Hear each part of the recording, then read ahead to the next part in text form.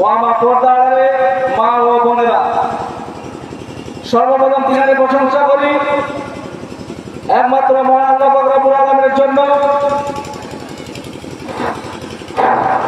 একটি ঘোষণা, আমাদের মাদ্রাসার ছাত্ররা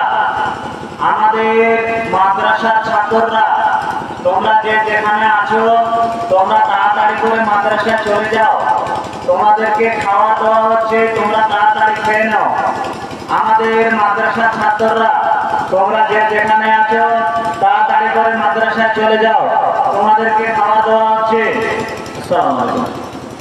সর্বপ্রথম তিনারে প্রশংসা করি একমাত্র মহান আল্লাহ পাক রব্বুল আলামিনের জন্য, যিনি আমাদেরকে আজ একটি ধর্ম জলসা আয়োজন করার তৌফিক দিয়েছেন।